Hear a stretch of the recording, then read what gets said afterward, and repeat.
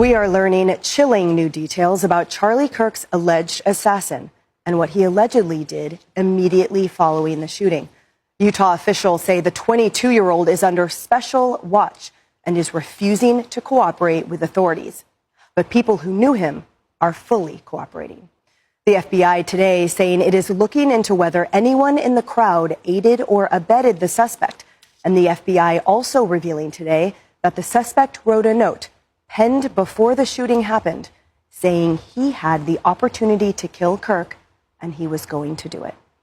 The state of Utah is expected to charge him tomorrow with aggravated murder, as the Department of Justice is expected to file separate federal charges sometime today.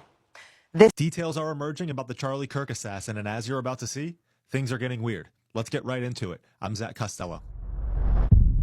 Immediately after Charlie Kirk was shot, details emerge about an older man who confessed to doing it. This man was arrested, and as you can see right here, he is being escorted out, yelling, "Shoot me." Shoot me! Shoot me! What's that? We don't know if it's him or not.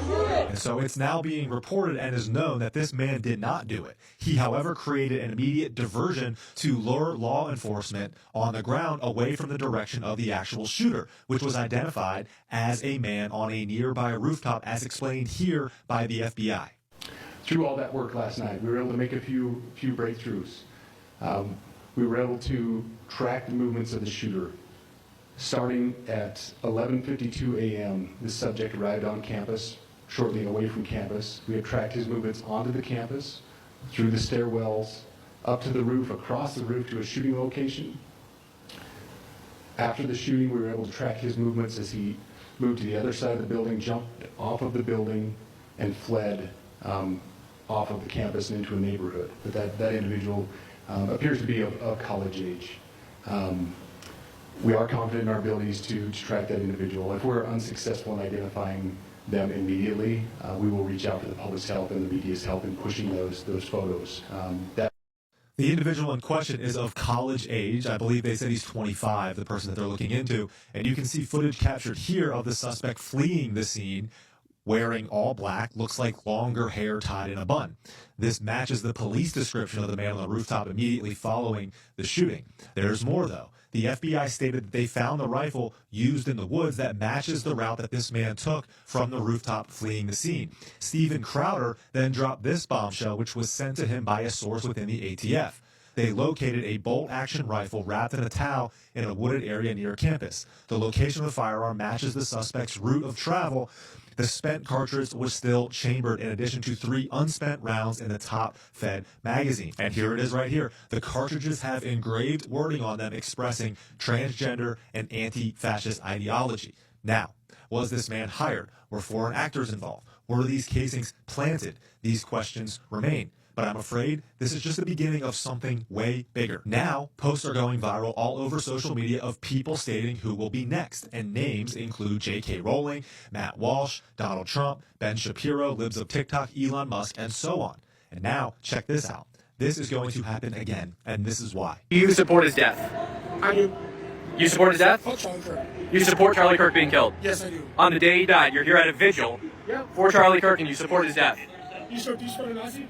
No, I don't support a Nazi. Charlie Kirk wasn't a Nazi. You support his shooter? Yep, sure do.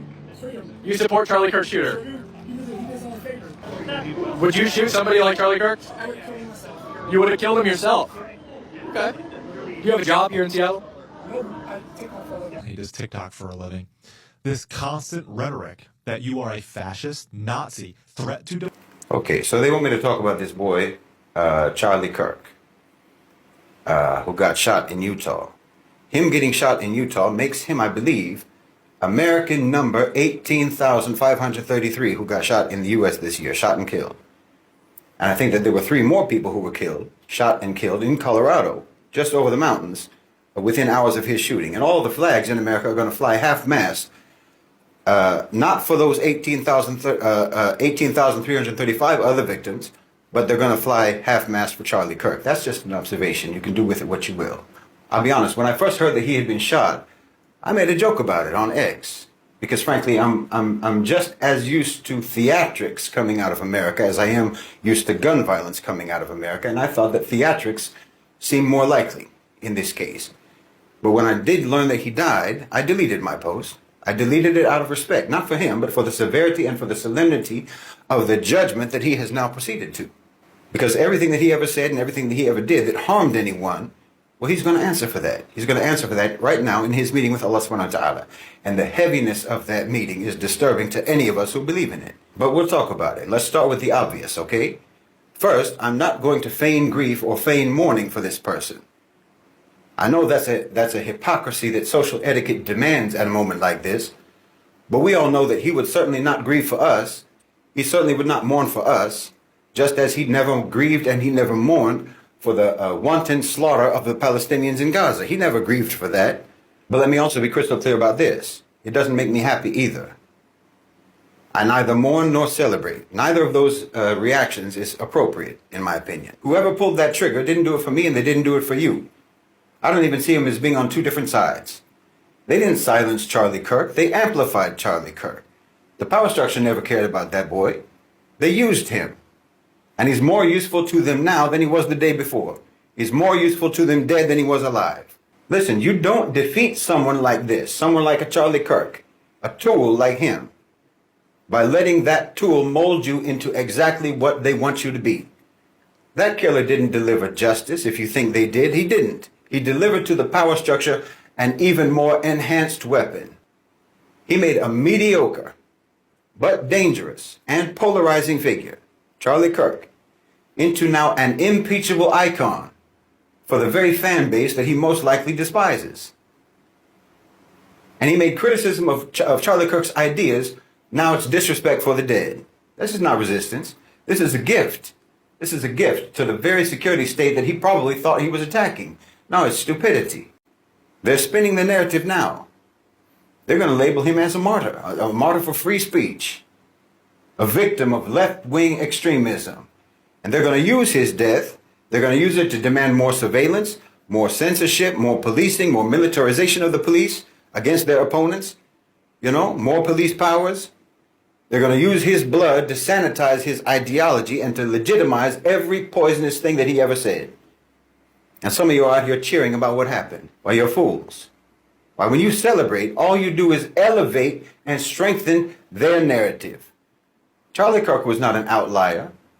He was a product. He was the logical output of a system that's designed to generate exactly what he was.